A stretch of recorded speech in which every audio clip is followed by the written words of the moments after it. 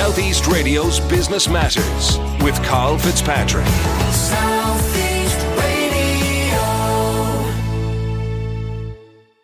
Well, by her own admission, Vicki O'Toole's first experience of the business world involved a steep learning curve. However, having continued to build a family business and navigating a successful exit, Vicki is now mentoring the next generation of female entrepreneurs. But Vicki, you might start the interview by providing us with an insight into the early part of your own career. Good morning, Karl. Thank you very much for having me. Well, Karl, my career was a little bit topsy-turvy. It was actually completely opposite to how most people do it. I studied law for a year when I finished school, and I'm not sure if law loved me or didn't love me or I didn't love it, but I gave that up after 1 year. My mother shipped me off to Paris to au pair, came back, and I was doing interviews for an AIB job when I met my husband-to-be. It was a whirlwind romance, married after 9 months, and long story short, I had 5 beautiful children, so very happy to stay at home. And then in 2001 is really when I started my career. My husband became unwell, and I ended up going into the business, and he ended up coming home to mind the children. So talk to us about the business. Provide us with an insight into the scale of the company back in 2001. So, first of all, JJ O'Toole Limited, and I was so proud to own and manage JJ O'Toole Limited for 18 years. It is, and always will be, Ireland's oldest packaging company, established in 1914. So, when I went in, I went in at a really tough time, Karl. And in fact, when I think about back over the years, I really pulled the short straw, because I was there for the plastic bag packs. That was my introduction to the company when we lost about 40% of our turnover. I was also there for the recession. I was also there for COVID and everything in between. But when I arrived, really it was dismal. Dublin had closed. My husband had, that they had an entity up in Dublin. They had to close that. Things were going really, really badly. The company was hemorrhaging a lot of money at the time. There was huge changes. You couldn't recognise the company actually from year on year. I mean, we reinvent ourselves so many times. So, for instance, when I left the company in December, we had, I introduced the studio. So we graphic designers working within the company, which we didn't have when I started. And, I suppose we were the best creative packaging designers in the country when I left. And what advice do you have for companies wishing to instill a culture of innovation within their organisations? Well, it's not an easy thing to start with, because we're all so bogged down with day to day and just getting through the day and, making sure that our customers are happy or whatever we're doing, that, we're kind of getting through the week and getting to the end of the month.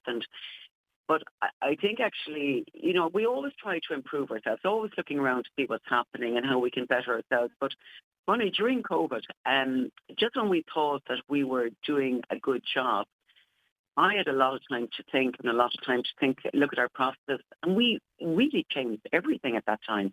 We changed the way we were doing things. We changed our terms and conditions. I learned so much about the 4 C's at that time: colleagues, customers, company, children. Not all good, let me tell you.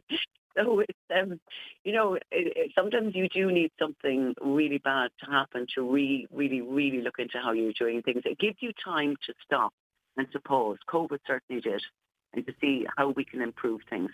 But I don't think we're perfect. We knew we were never perfect, even after 109 years.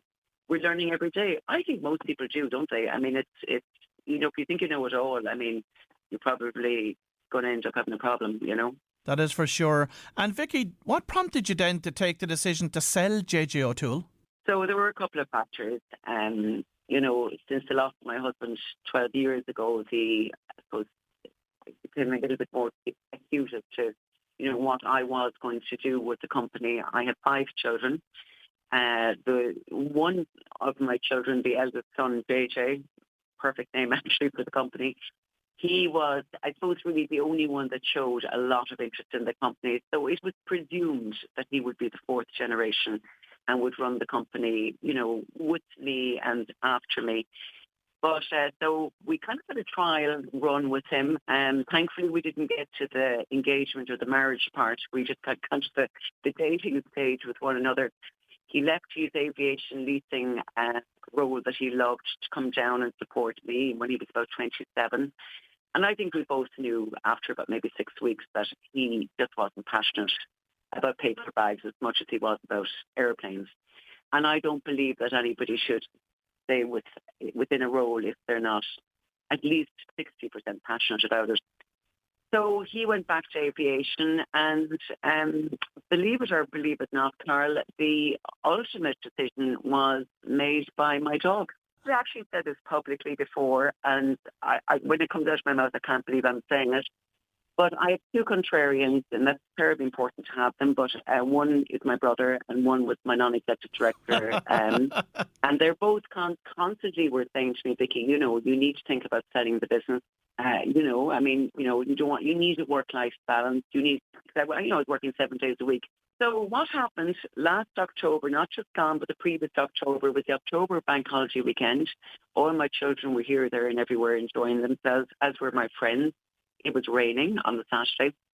And Vicki was outside in the garden with planks of timber, nails, saws, hammers, filling in holes to stop Teddy from getting out of the garden and being discovered down the shopping centre and the local vet. He always escaped. So I was filling the holes on our fence. And I just looked up to heaven and I said, Curtis, really, this is your job. You should be doing this. And it was only that evening when I was having a glass of wine that the penny dropped that, okay, well, if he's not here to fix the fence, maybe he won't mind if I sell the company. And the realisation only then, after being in the company 18 years and, 12 years on my own without credit, is that maybe he doesn't mind if we sold the company, but I was doing it for him. I was doing it for his father, the second generation. I was doing it for the first generation, his grandfather. And so I just said, that's it, I'm going to do it. So I rang my non-executive director on Tuesday morning at 7:30 and I said, Morris, I'm selling the company. And that is the true story. So imagine selling a company after 109 years because of a dog. And how emotional was it? Super emotional. It's still very emotional. It's still very new. I left J.J. O'Toole Limited on the 20th of December. I stayed on as a consultant for 6 months. And, the company is very near me, so I would pass by a lot. But there's a lot of us woven into the fabrics of the wall. The history of the company is incredible. Thankfully, that'll always be there. So it takes a while to get used to new routine changing, but it's very positive as well. I mean, there's some things I don't miss, obviously. When you're running a business, the ownership of making sure that everybody is looked after and everybody is happy, and that's why I did it. But I miss parts of it. But I'm also excited that now I've got more time to spend in my garden, which is a massive passion of mine. I'm mentoring 3 girls for the moment. I'm doing a lot of public speaking. Tola Consultancy is going to have lots of different arms. I have a couple of ideas that I can't talk about yet. And I'm speaking to 1 or 2 people about doing non-executive directors. And at the time that the business was sold, how big had the company actually become, Vicki? Well, I was super proud, Karl. I mean, numbers really meant nothing to me. And I know people think of success as, in different ways. Success never meant turnovers and profits. And success to me was just, getting up in the morning, going in, doing your best, teamwork, people being happy. Simple as that. And clients being super happy. But when I took over the company, the turnover was diminishing. It was 5 million. And when I finished, it was heading towards 15. And I left the company when it was doing its absolute best in 109 years. And relief, let me tell you, but proud. I was proud. You left at its height. That's the way to do it, they say, isn't it? Yeah, so timing was probably good. So I suppose we can thank Teddy. He must have known. Now, I also want to speak to you, of course, today about International Women's Day, something that's very close to your own heart and was celebrated earlier this week. So what did the day mean to you? The day meant a lot, as it always does, because it's so important to celebrate women, obviously, across the world. And can I also say, though, that it's an important day, but we need to improve. We need to get better. But we've come a long way. I mean, even since the the day I stepped into the company, and it was very male orientated. It was 80% male, 20% female, and I had to jump a lot of hurdles, I can tell you. For anybody to take me seriously, I would hear things like, why aren't you at home minding the children? Fergus should be in the office, being the breadwinner. So hurtful. That was the mentality just 18 years ago. I think we have really moved on a lot. And when I left, it was 60 versus 40% ladies. And you know what? It was nothing to do about men and women with me. It never is. It was about interviewing somebody who suited the role, the proper skill set. So, go back to JJ, my son, who was going to be the fourth generation, we thought. He only told me afterwards that he's colourblind. I mean, so he wouldn't have been very ideal, kind of selling packaging. You know the difference between navy and black. But I'm lucky that I've got 3 daughters and 2 sons, so I can see the differences between them. But also, when Fergus died, I promised myself that I would make sure that they were all 100% independent, just in case something happened to me. They were all given the same opportunities. They were lucky they all went to college, but I didn't care what they ended up doing as long as they were happy. And it so happens that 2 of them are solicitors, one is an actuary, and they're all doing super well. But I've a son who's a solicitor. I have a daughter who's a solicitor. And if you go back hundreds of years, I mean, that would never have happened. So that is progress, isn't it? I mean, for sure. And I think it's all about the individual believing in themselves. And so what actually is super interesting is that when I sold the company and I rang all our top clients, and it only dawned on me afterwards that 90% of them were family businesses. And then it dawned on me very quickly after that so many at the helm of those companies were women. Next generation women at that? Yeah. So we can do anything we want to do as long as we have that belief. And I think we all need everybody needs to understand that, we can all do it. Passion and hard work, they're the two. If you have that combination, I think the world is their oyster, male or female. And of course, the theme of this year's International Women's Day was Embrace Equity. Do you think that equity is still a problem in the business world? And if so, how can we tackle it? We can tackle it by supporting one another and, embracing the next generation and, I suppose, carving a path for them. And, as I was saying earlier, that I'm mentoring younger female, amazing girls for the moment. And I think the thing that they struggle with for the moment is, kind of having to looking after a family, all the pressure, and that is very difficult, and I acknowledge that. But I think we can do both, but also we shouldn't feel guilty about it.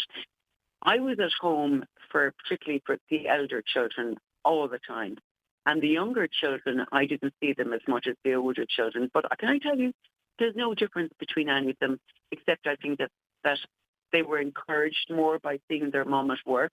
One of them told me recently they were super inspired by me. We can do that. But I think we need to tell them the warts and all, that it isn't easy. It is going to be difficult, but it is doable. And we need to support them. We need to support everybody, actually. And I think we need to support men as well. Women who are successful need to encourage. We all need to be sitting in the same room talking about this. We really do, so that we can understand each other's problems, because none of us are perfect. And Vicki, it seems to be the case that more women than men actually suffer from imposter syndrome. Yeah, it is, and I would be one of those, I think, and I need to have a chat with myself every now and again. And so even if you go back to JJ O'Toole Limited, I owned that company, Karl. I was the managing director there. I never felt like either of those. I would go for a cup of coffee and I'd be thinking, okay, well, you shouldn't actually be having a cup of coffee. You should be back in the office. You should be, I just felt that I don't know. But I think that was me. I think that can be an individual thing as well. I think it's more of a talk to each other about, honestly spoke to each other about our fears and our worries and our challenges and how we've overcome them. kind of quite tribish, if that makes sense, that we all get together rather than, you hear people on podiums and they're telling each other how brilliant they are and their turnovers X, Y, and Z. It's about the problems and the challenges and then we can overcome them. So, rather than looking at me as an entrepreneur of the year finalist and, the struggles that I had to go through to get there. And actually, this is interesting. When I was selected as a finalist, I don't understand how I was, but I Googled up what an entrepreneur was. And an entrepreneur, simple way of learning this, is somebody who falls off a cliff and builds an airplane on the way down. And we all can do that. And it really is about, we look at things from the outside of the four sides of the box, from the inside of the box and the outside, but we look at things in all different angles, but we never give up. And that's what it's about. And there's nothing wrong with, I don't think there's anybody that can't do that. And all we need, letters after her name, is, COPON, cop on. And we, can be done. And Vicki, what has been your approach to solving problems over the years? Have you a particular strategy or a particular process for doing so? No, but I think when you've got like 100 problems a day, that you actually are resolving them without even knowing you're resolving them. But it's, give me a challenge. I can usually, I don't think there's, most things we can solve. And in our business, when we were, customer centricity was the key thing was, I always instilled in my colleagues that, if there is a problem for a client, we need to fix it and we need to fix it quickly. There's no point in hiding it, just go and seek and you solve it. But I seem to be quite good at solving problems. I suppose maybe because I've got 5 children, I'm kind of used to it. And from your own perspective, Vicki, what women have inspired you over the course of your own career? So many women, far afield. I remember reading and watching programs about the CEO of PepsiCo. I thought, what an amazing lady who was told she couldn't go to university, because she was Indian and she had their religion, etc. And look at her. To my 2 daughters, who really super inspire me since they lost their dad, and how resilient they've been. To a local neighbour, Helen O'Donnell, who she knows, I just think that she should be President of Ireland next because she's such an extraordinary lady. So many women have inspired me, like incredibly inspired me. Particularly the women that get up in the morning, they do their best, they go home. And isn't that what it's all about, irrespective of all the challenges that they face? Well, if you've just tuned in, that was Vicki O'Toole from Tola Consultancy, and I'd like to thank Vicki for providing us with a fascinating insight into her own journey. Southeast Radio's Business Matters with Karl Fitzpatrick. Southeast Radio.